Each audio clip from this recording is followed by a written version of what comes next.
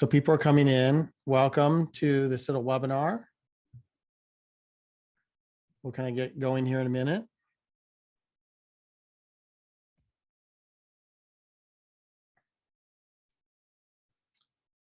Okay, I think we'll kind of go ahead and get started. That is wonderful. Yeah, if everyone can kind of just say hello in the chat, that'd be great. We're going to go ahead and get started. My name is Dr. James Basham. I'm a professor at the University of Kansas in the Department of Special Education. I also am the principal investigator supporting the CIDDL Center. This is a CIDDL webinar, and it's going to be on the range of technology uses. Advance the slide.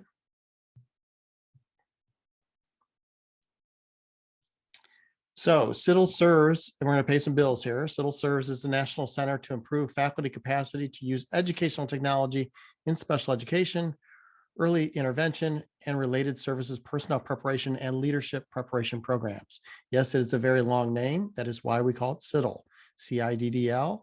You can learn more about CIDDL at CIDDL.org. And just a disclaimer, we are funded by the Office of Special Education Programs. None of the contents of this webinar are necessarily represent the policy of the U.S. Department of Education. So thank you very much. It is my distinct honor to advance our two speakers today. I've known both Jody and Cheryl for a number of years, and I can't think of two better people to speak about this subject.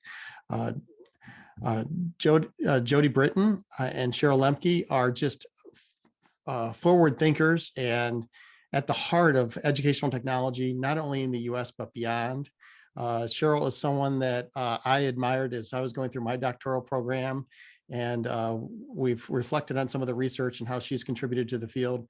And Jody is, in her own right, has really kind of come up and is a forward-thinking, forward-leaning person, and really thinking about how we truly empower the education system to make use of educational technology.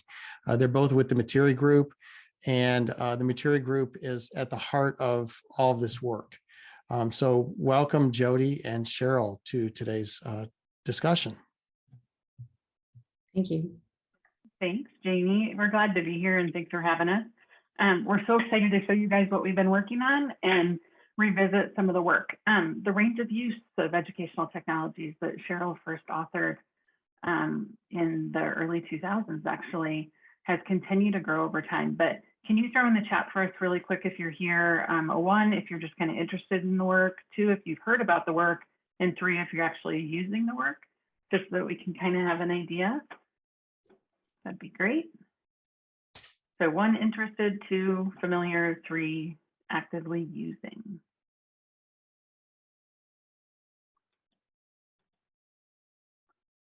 I want to ground the work for today while you guys do that and throw up some of your reflections there. And really, I want you to know what to expect today and beyond. Up on the QR code with the little dinosaur and the URL, that will take you to the CIDDL community. And that's one of the things that we're all very excited about for CIDDL.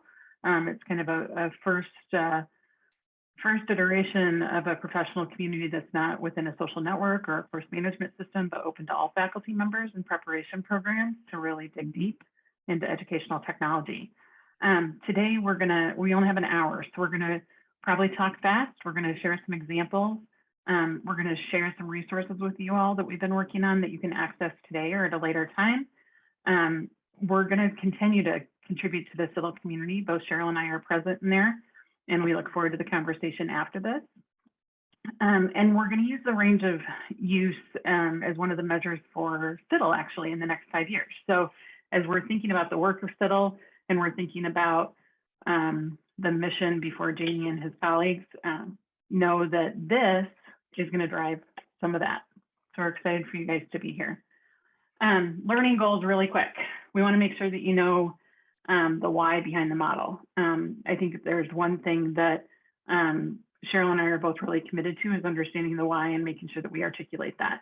We want you to understand the model and understand how it's changed first iteration, like we said, was in 2000. It's continued to change and develop and evolve over time. We're going to share a little bit about how this is used. And Cheryl's going to provide some great examples of some of the national work that we're doing at state level. And then we're going to present a quick little roadmap that we use and we have used for some time in terms of really harnessing that opportunity for educational technology. And we want you to reflect a little bit about your own practices and areas for growth, and we'll have some resources for you on that. James, do you want to talk a little bit about CIDDL and kind of how this connects to everything within CIDDL? Yeah, so as we just highlighted, CIDDL is really responsible in thinking about how do we increase the use of educational technology in the field of special education, related services, and early intervention. And the model that we kind of connect with and what we use is actually what we're going to be talking about here today. They were really focused on supporting the use of technology that is directly related to something that supports instruction, is authentic, and has different levels of complexity, but that we are really focused as an organization at advancing the use of educational technology in the way we do teacher preparation, the way we do related service preparation, and then the way we do leadership preparation for future faculty members. And so this is something that we are continually focused on as a big concept. I think what we're going to learn here today is at the heart or at the foundation that what we talk about all the time in CIDDL. Right. And when we were thinking about the work of CIDDL back in the proposal phase, the range of use and what you guys are going to learn about today really kind of centered the work. So we could see that change in practice, we can see that movement of faculty. So we're really excited to just get into the thinking a little bit. I want to kind of give you a teaser real quick that the range of use really has three central components as they relate to instructional technology and education. That's instruction, authenticity, and complexity. Before we get started, real quick, you can either share with Cheryl and I or Jamie privately, or you can throw it in the chat, one thing that you hope to walk away with today. That will help us as we kind of continue the conversation.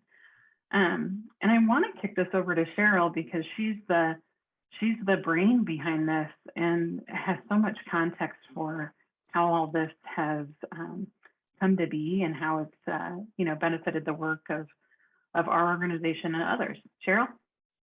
Thanks. And I must say that Jody and I work very closely together. So even though I launched this and authored this in the early 2000s, it's actually been evolving over time. One of our partners, Ed Coughlin, also contributed greatly to this model. Let me just talk first of all about why we developed this framework. I think most of you are aware that we have served as evaluators in the area of educational technology and thought leaders across the years. And our background, stems from teaching to technology directors to state work in this arena.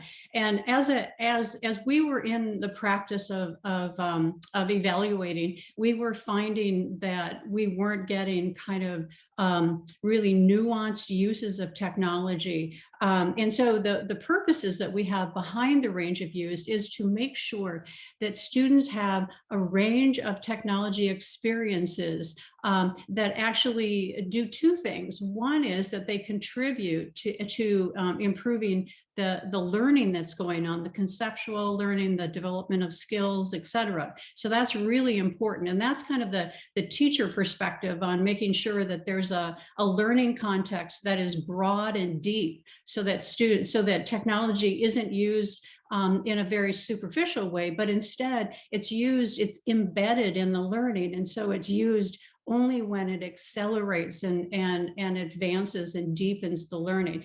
The second reason that we want to make sure that students have this range of technology uses is they're going to need it as they graduate and move into the workforce and into the community. And so we want to make sure that students have these a range of experiences with technology that enables them to build a repertoire of the use of tools, so that they're confident and competent in using this broad range of tools that they have in their tool belt, so that anytime that they're seeking to solve a problem or they're learning, that they can actually pull the right tool at the right time for them and know how to use it. And I think it's been really clear during the pandemic that that actually technology has all of a sudden gone mainstream. It's one of the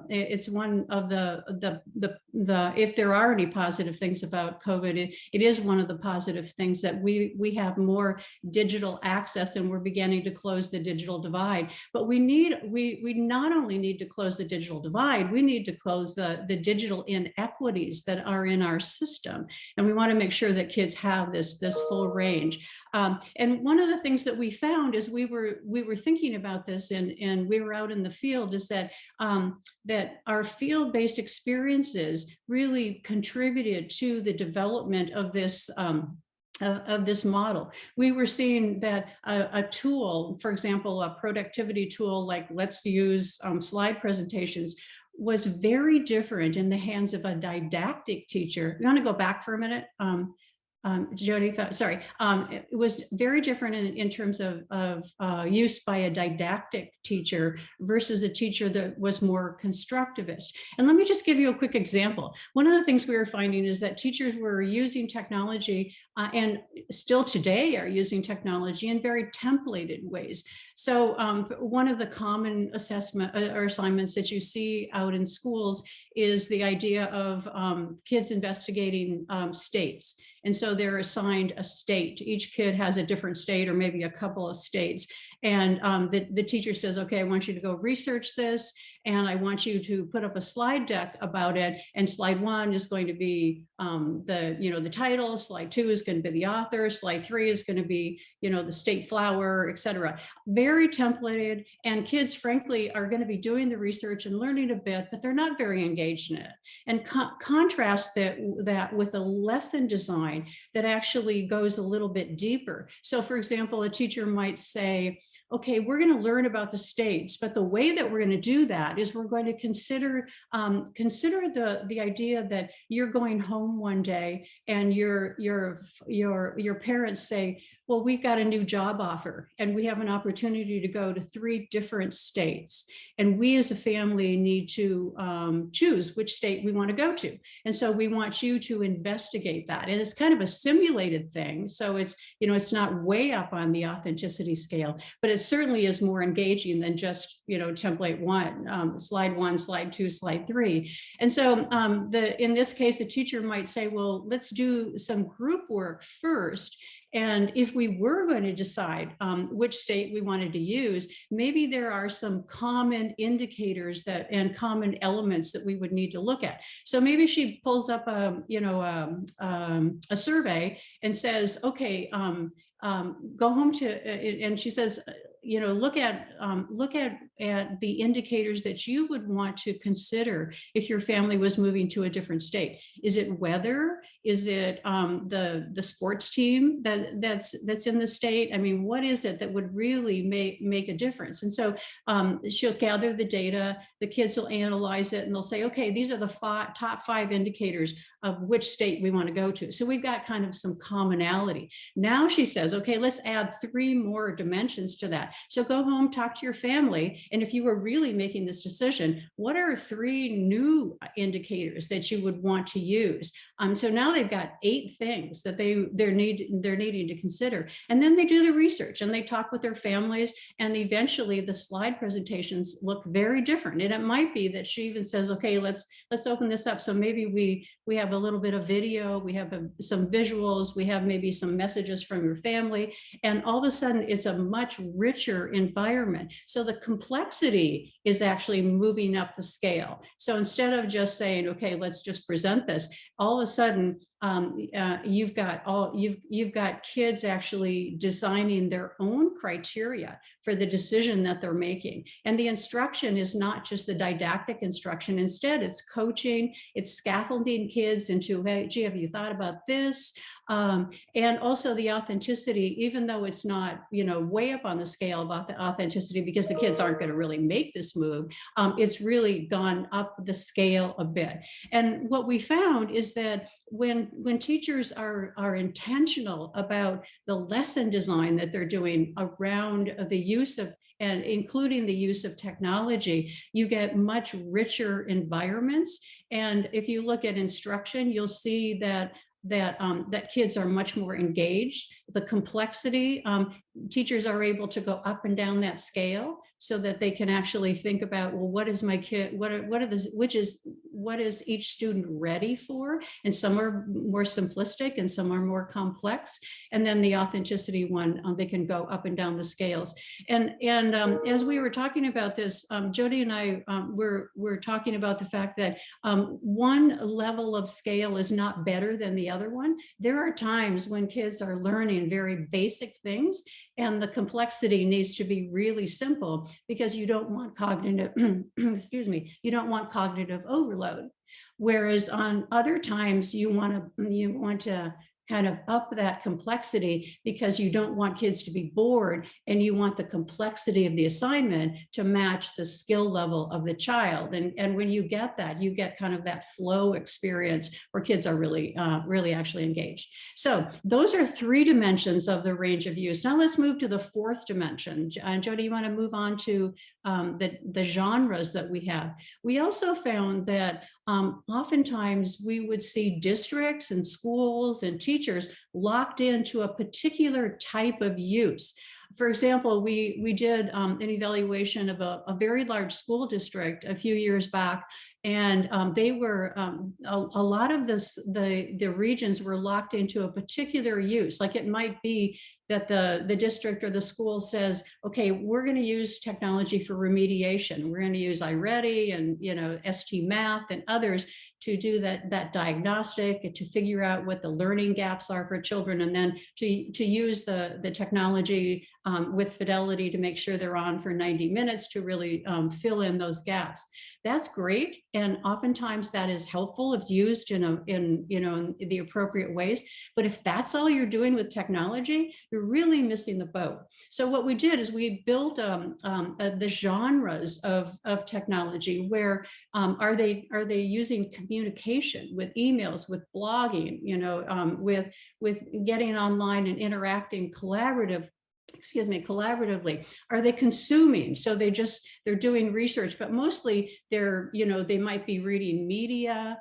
They might be using dictionaries and encyclopedias. They might be just getting things off the web and using them in research. The experiencing and interacting is where you're actually getting in and doing something interactively. So it might be interactive gaming that's based in learning, or it might be simulations. So that one is where you're actually getting in and interacting with it. Or it might be adaptive assessment, where you take as you take the assessment, it changes what the assessment is. So it's that experiencing and interacting.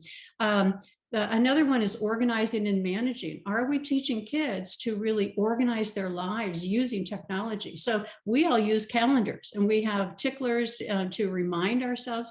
Are we actually enabling kids to be able to do that? Do they know how to manage their file structures in Google, for example? So there's lots of ways that kids need to organize.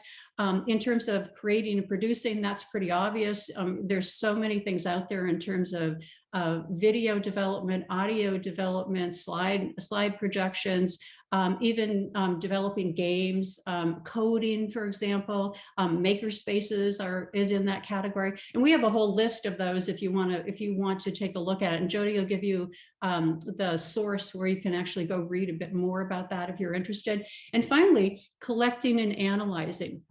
where students actually collect data using surveys and polls, and then they analyze using spreadsheets and visualization tools. So let me stop there. And one of the things I'd like to ask the group and put it into the chat is whether which out of the 6 do you think is the most prevalent use in our K-12 schools?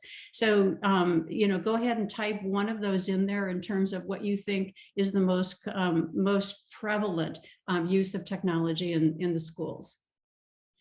And I see some things coming through. I see one that talks about consuming, and you're absolutely right. That is the one that's most prevalent. And then which one do you think is the least prevalent?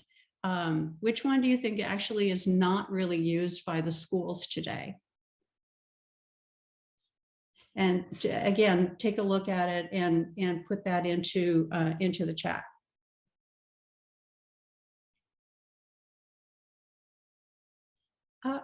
And I see a couple answers to that. One is create and produce, and the other one is collect and analyze and experience and interact. So there's a variety of answers with that one. And I think to a great extent, you're all right.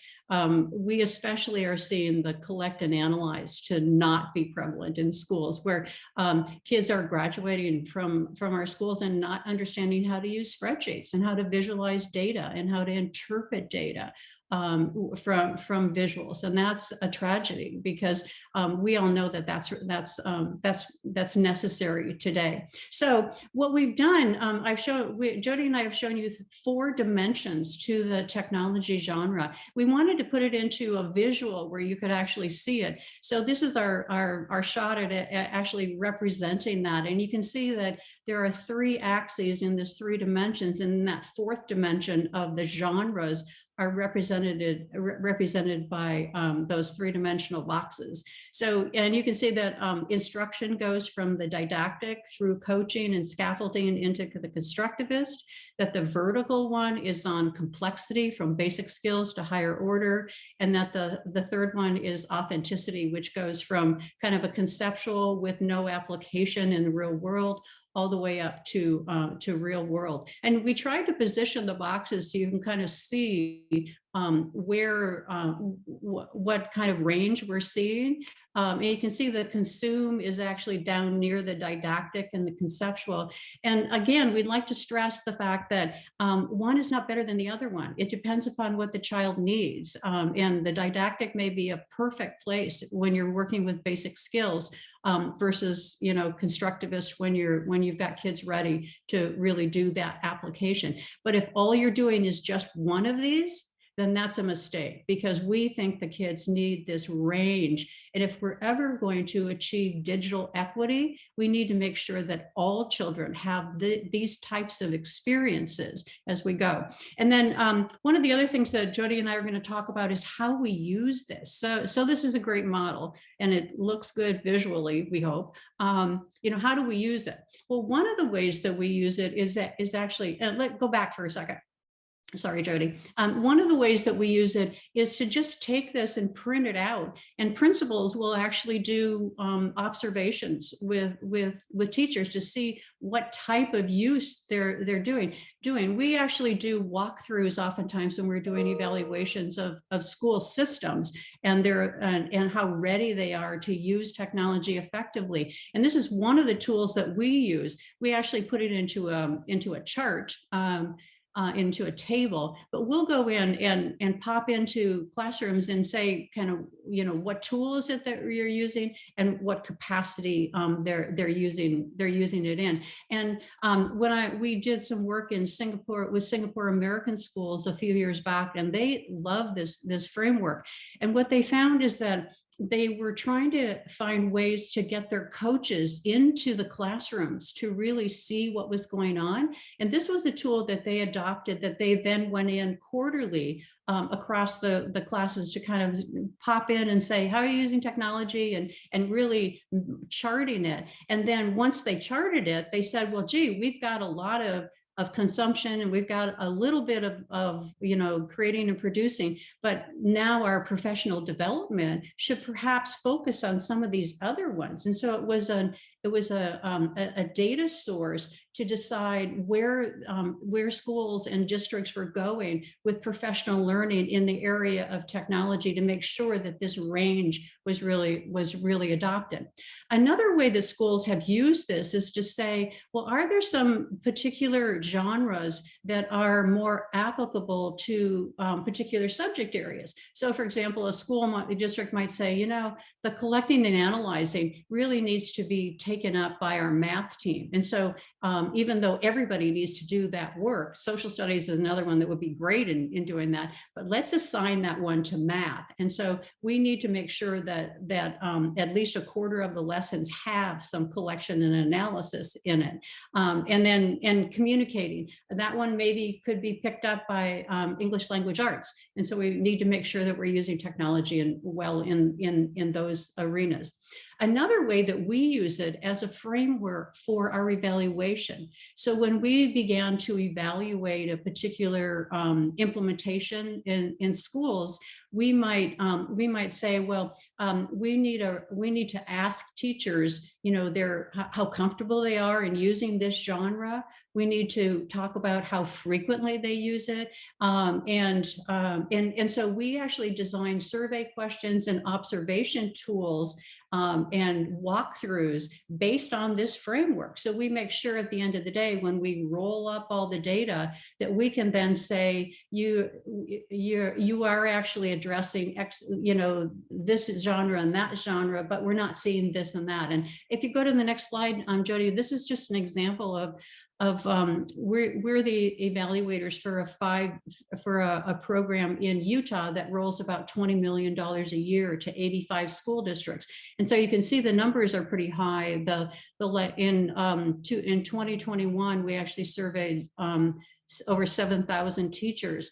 And what we did is we didn't ask them questions about consume and reflect and communicate. We asked them questions that were more nuanced than that, and then they rolled up to this. And so in this case, what we did is we asked a teacher to reflect back on the last 3 months and consider what was her or his best use of technology, most effective use of technology. And so we would have them write something, and then we would say, okay, what digital apps did you use with that one? And why do you think that was effective? And so on. And so we would ask some more nuanced questions, and then we'd roll it up. And you can see here that that the orange is the 2020, and then the blue is this last year, 2020 through 21. And what we're seeing is, because of the professional development that the State Department is doing, the use of the technology and the genre of consuming is a little bit down this last year, whereas reflection and communication is way up. And the reason for that, of course, is COVID, that they had to be, in distance learning. So there was a lot more communication and reflection across the distance learning. You can see that create and produce is down just a little bit, but that's still pretty high, 30%. And then the analyzing and interpreting is up. I thought that one was interesting. And one of the reasons, when we asked the question about why and looked at the examples, what we found is that teachers couldn't assess students in the ways that they usually do and just do testing, because they didn't know if they were getting help from parents or a sibling. So they found better ways to actually assess by using maybe Flipgrid and saying, in your own words, explain what we just learned in terms of, the circulatory system, and use visuals and so on. So they began to see that there was some more analyzing and interpreting, and then the creating and producing as well, and so on. So that's just one example. And we have, numerous examples where we actually do trends over time, which is really helpful to our clients to see where they're growing and changing. So let me turn this back to Jody and to Jamie, and we'll get into more of a discussion. Yeah, thanks, Cheryl. So the thing that I love about the range is that we can use it for evaluation, but we can also use it for communication and reflection, even with our students. As a former faculty member, I used it to kind of check myself. just to make sure that I was pushing my students when I could push them to kind of gain different experiences with that technology. But even with other teachers that we've coached and that we've worked with and principals, just for them to have that model, that like, you know, that conceptual frame to go in and say, okay, this is what's happening.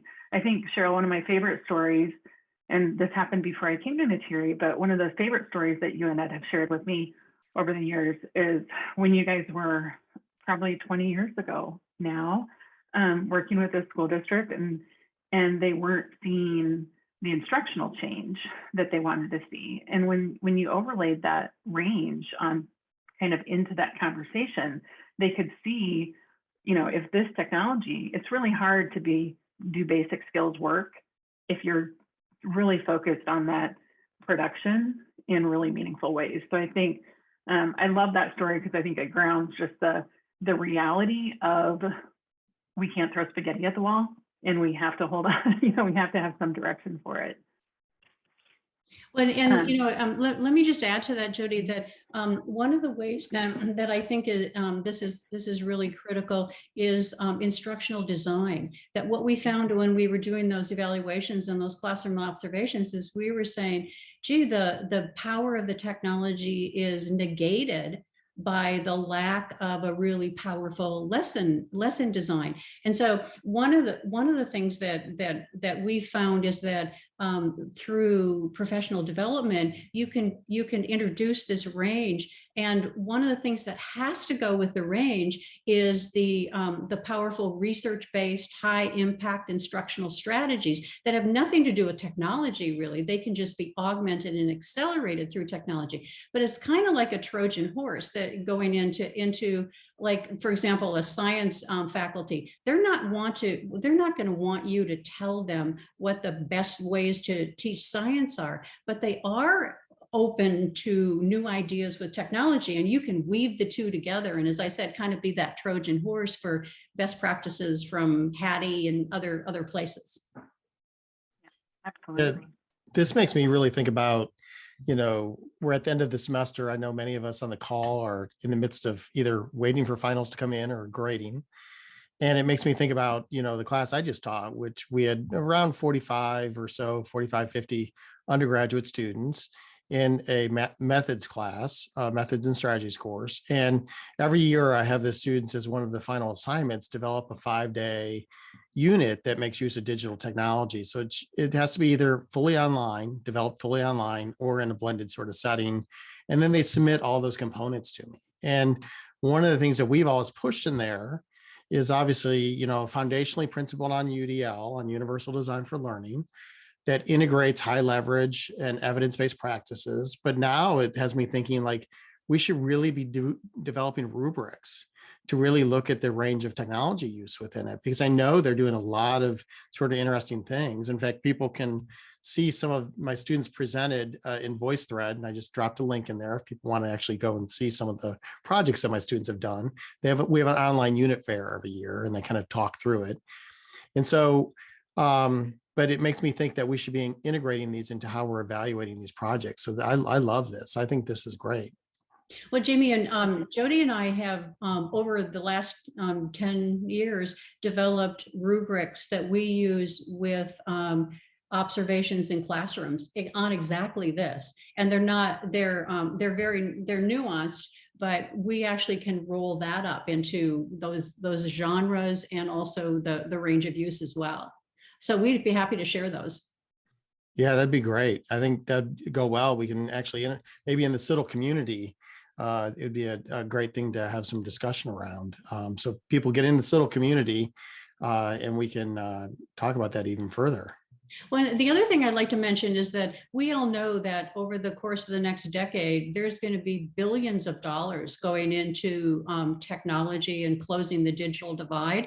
And part of the language there in that legislation is actually technology, digital literacy. And I think that we as educators need to say, you know, if we don't want this money wasted, if we want this investment to be really powerful, then we need to right now collect a baseline And this is a great way to do it. So you actually have these, these genres, and where are you with this technology? And then, 5 years later, where are you? It's kind of like we're doing in Utah. And this is important because one of the things that I just read yesterday was that there is learning loss, that, that AIR and NWEA have come out with a report that nationally they're seeing a learning loss of 9 to 11 percentile points for math in grades 3 through 8, and a little bit less, I think it's 3 to 5 in ELA.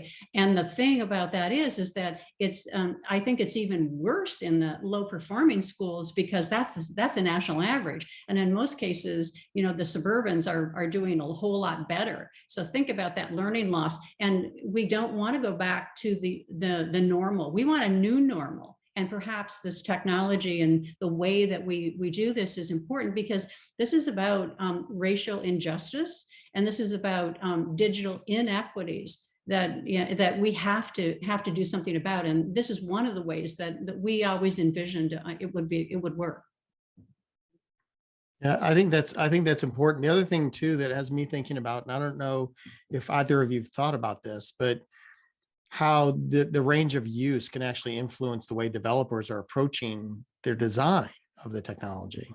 Have either of you thought about that? A little bit, Jamie. And I think one of the, I think for me, I look at what new technologies are coming to the field, and we need, for me, it's a SBIR venture capital, like developer designer conversation of how can they use this tool to think about what's missing. Do we have enough production tools?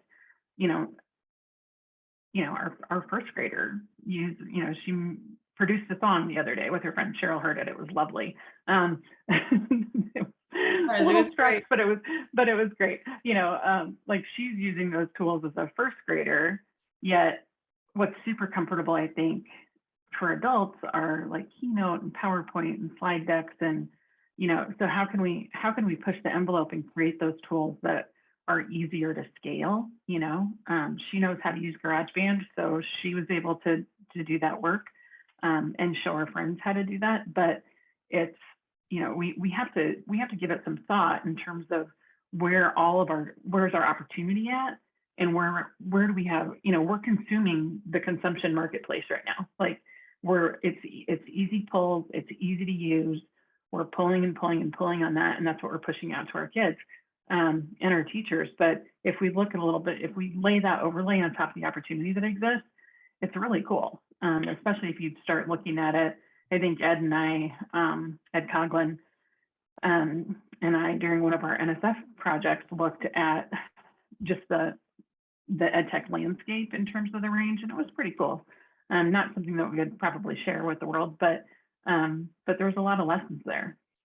And Jody, just to follow up on what you said, if we're going to have students use the kind of tools that you've just described, like your little girl does, are teachers prepared to assess that work? Because oftentimes they're used to, right and wrong answers on tests. And do they know what they're seeing when they see that kind of product? And can they use a rubric and then interpret from different kind of media? And that's a whole new area of professional development.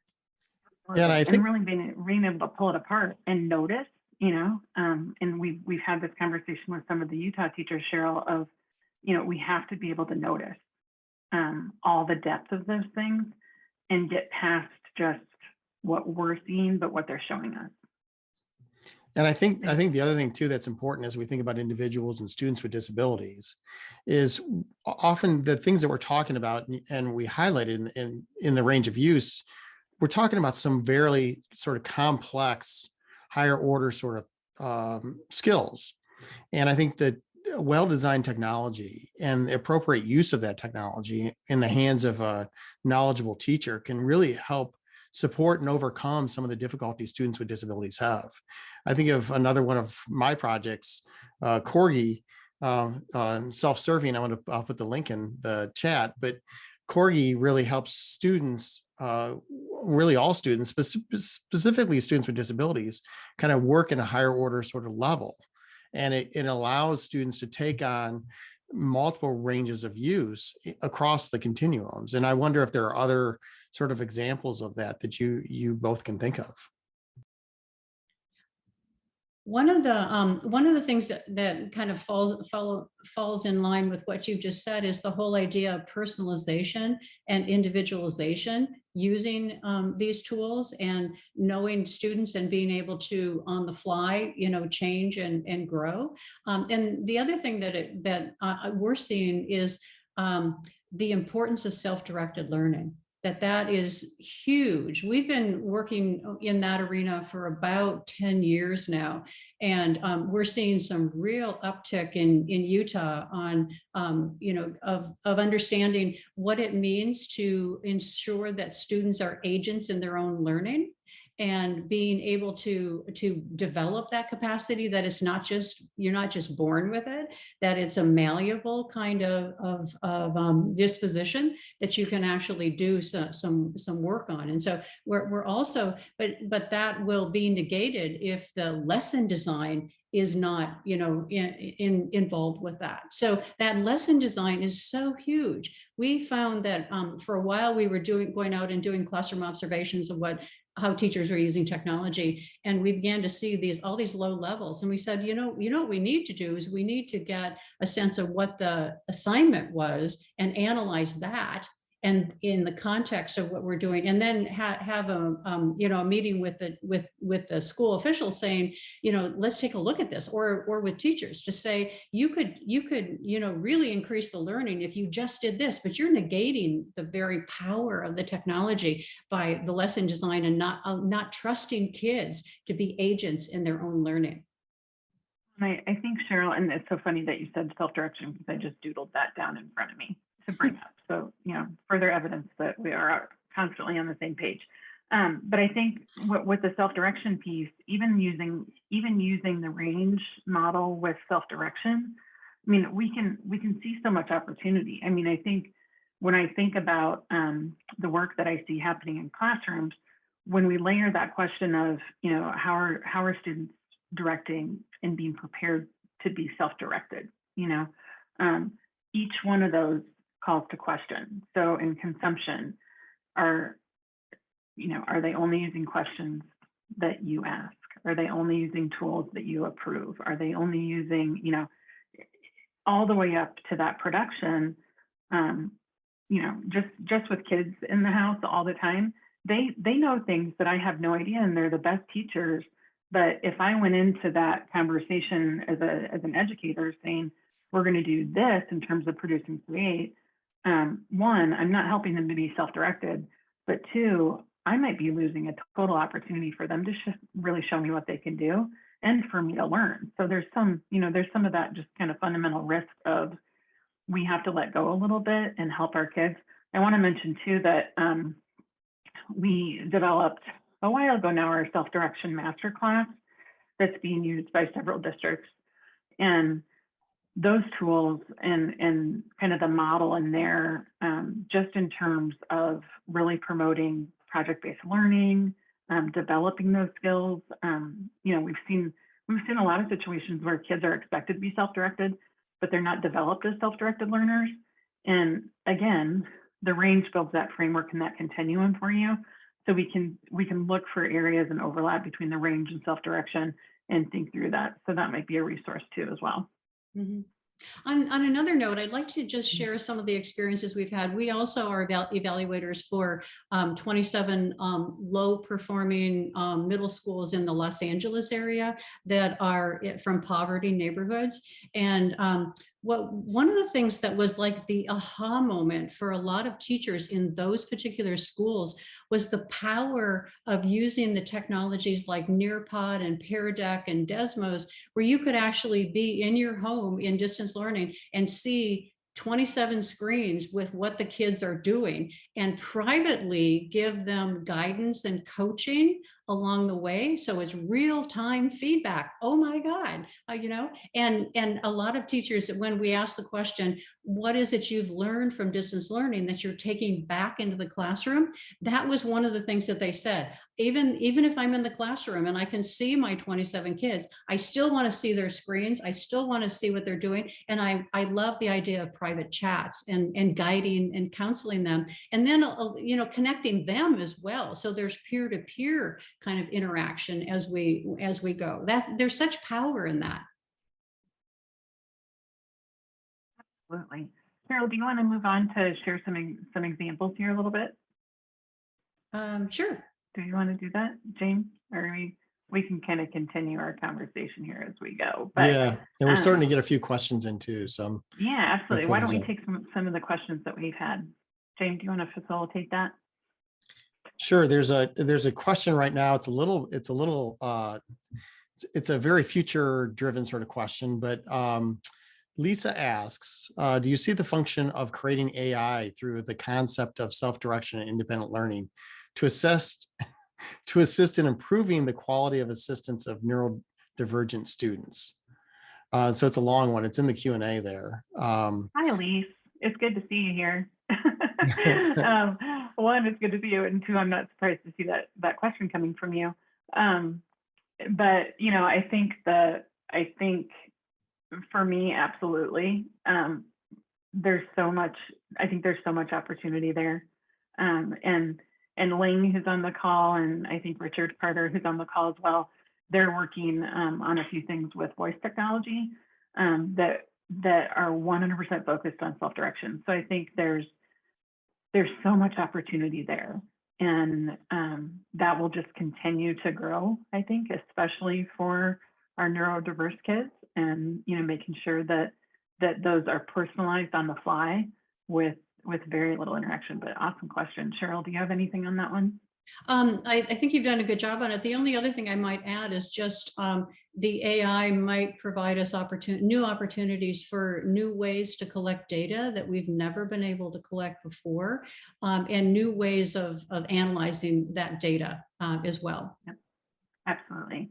And think about the empowerment, just the ways that we're going to be able to empower our kids in more interesting ways when we layer that AI on top of it. Jamie, I know you guys are working on some things with AI. Anything on your side? Yeah, we're starting to do some interesting sort of AI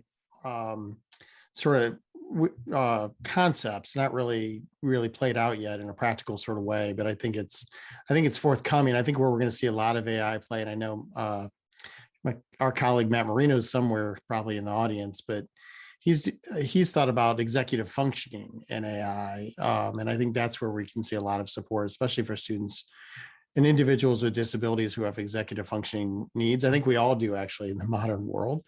I know I do, but I think where we can really use them, and we see so much success tied to the executive functioning. Carol mentioned earlier, just simple things like calendaring is one just very simple example, but we can get a lot smarter about that. So I know I gave a talk last week in Istanbul, and we had a great question that came up there, which we should probably deal with here, because I don't know if anyone's put two and two together, but I had a question about the metaverse. And that's Meta's like the whole big thing, right? Like Facebook just changed its name, and now we're talking about the metaverse. And I don't know if we want to talk a little bit about some of some of the futuristic sort of perspectives in ed tech and things like the metaverse and things coming into play. Yeah, I think it's so funny that you brought that up, Jamie, because I had a teacher who might be on actually with us today text me last night and say, "Oh my gosh, I just listened to this thing on the metaverse and in education, and I need to talk about this with someone. I need to debrief on this a little bit." So I think there's a lot there to deconstruct. Looking at some of that work that's been done, Cheryl, I think I texted you the link that they had sent along last night. I think some of that work that's been done is tied to big open data, with that layer of AI on top of it, and it's incredibly exciting to think about what that might bring. Well, and that brings up, I was just on a webinar last week with a group that was talking about big data.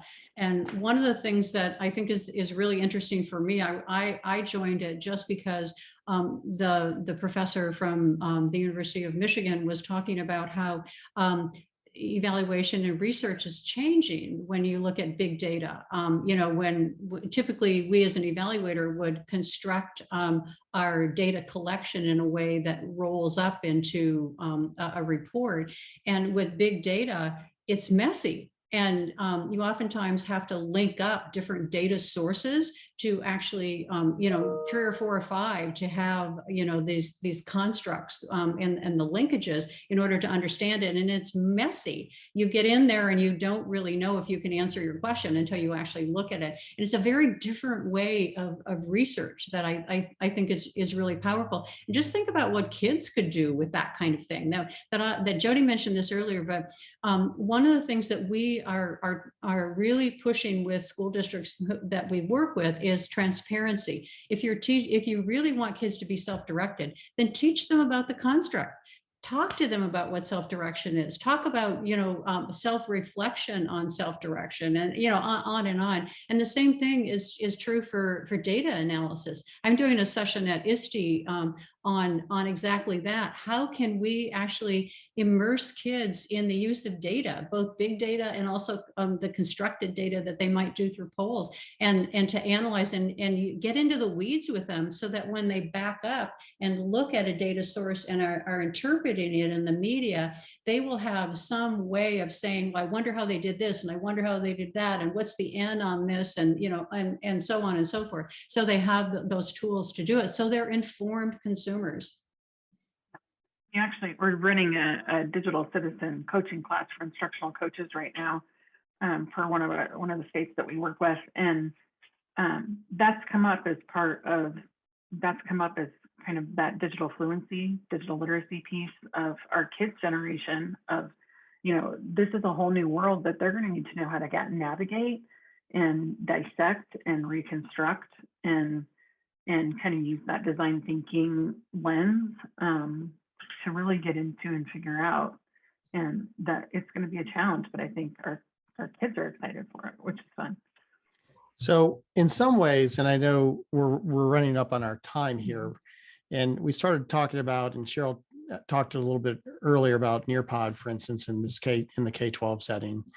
And it has me thinking, though, as we think about the preparation of other professionals, future professionals in higher education, there's a sort of a different level that, and this is something, as my undergraduates in this methods course, and we were designing, online blended digital units, they come to realize it's a different, you have to think about the technology a little bit differently. And the range of use actually provides for that different way of thinking about it. Because like from a consumer sort of stance, or even a student sort of stance, you can take on the role of, I need to do this because I've been assigned, but to get to that deeper learning sort of aspect, and to have the professionals, the teachers understand how to support my students in that realm is critically important. And I don't know if you have any lessons learned or things you want to share about in teacher preparation, or specifically in special education, or any sort of related service, or any sort of areas that would be useful. Yeah, I mean, I think, Jamie, for me, before I came to Metiri and I was a faculty member, I used Cheryl's range, as I kind of alluded to before, to just think through what my students were doing, and at what level. So when I placed them along this matrix that I just popped up, I could think about the complexity. Some of those things they just needed to know. I needed them to know, I needed to understand, I needed them to just glue it into their heads so that they went out into the field, they would have that. But we collected a lot of data in my class, and the students collected that data and analyzed that data as part of it. But one of the things that they did a whole project on was the difference in their understanding between when they consumed video and when they produced video. And then they went back and did like a test retest model on their own knowledge. And I think about all the things that they learned in that moment between reflecting on their own work and thinking about what they were learning and how they were learning differently. and we used the range to facilitate that conversation. But one of the things they found out was that when they were producing video, it was much more, they retained it a lot better than when they were just viewing video. And they were sharing those things with each other. So, you know, I think for me, I went back to the range as a faculty member so often because it gave me a structure that I could progress along. And it kind of gave me permission too. Like sometimes I just need them to read, you know, sometimes I just need them to read and digest it all and figure out what to do with it. And that was okay. It didn't have to be this constant playground, you know, but when there was a playground there to augment that, you know, that time and really go deep and go high in terms of authenticity and instruction, a lot of really great things happen. The cool thing is that as I've seen a lot of those students go out and be leaders in instructional technology or educational technology in their schools, it's so interesting to me how often they come back and say, I figured out what to do because I had your class. And I didn't teach an educational technology class. I taught more of a learning science class, you know, and special ed stuff. Yeah, but that's me too. Because, you know, but that's what it is, you know. And I think a lot of that really informed when we pulled out the roadmap that I just pushed up. You know, for me and for our work at Metiri, so much of this starts with this preparation program, and we will not get to the point where we really can harness that promise of what these tools can do for our kids, especially our kids that need some support. You know, it starts there.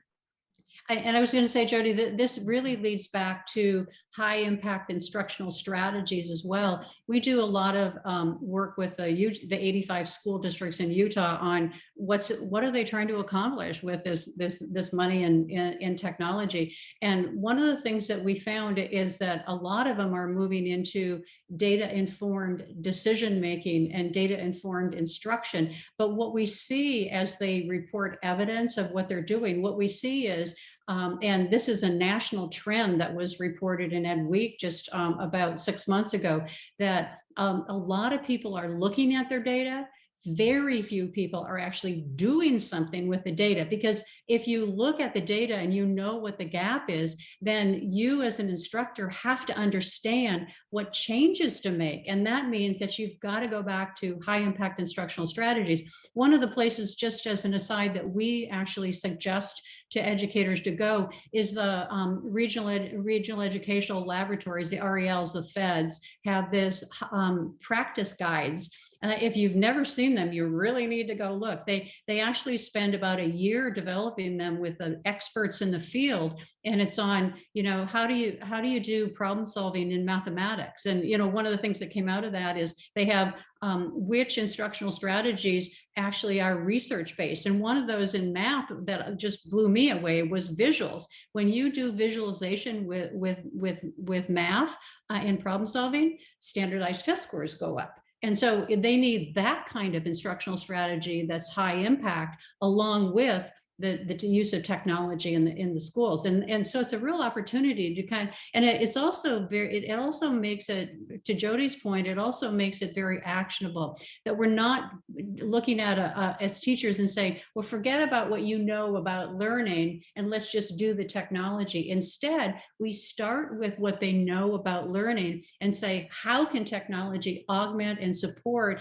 and perhaps even extend and push the envelope in what you're trying to accomplish. I love that, Cheryl. And I think that's a great endpoint for us to think about. I think it's the learning first, right? The learning first. And I think that's what's critical about the range of use. It is about learning. It's about the use and how technology supports that. So I want to thank both of you.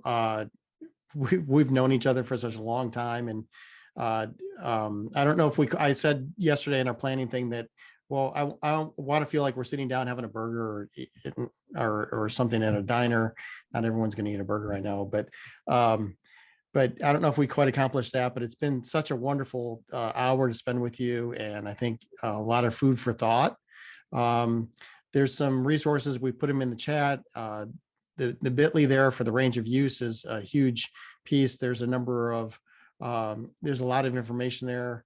including I think a white paper and things that people can extend this conversation into that. But the other piece that we want to get to is, please, if you're aware of the ISTE standards, please go to the ISTE standards and continue the conversation in the CIDDL community. The CIDDL community should serve a home for continuing this work. Thanks, So, James. I appreciate it. thank you very Thanks much. for the time. Thank you.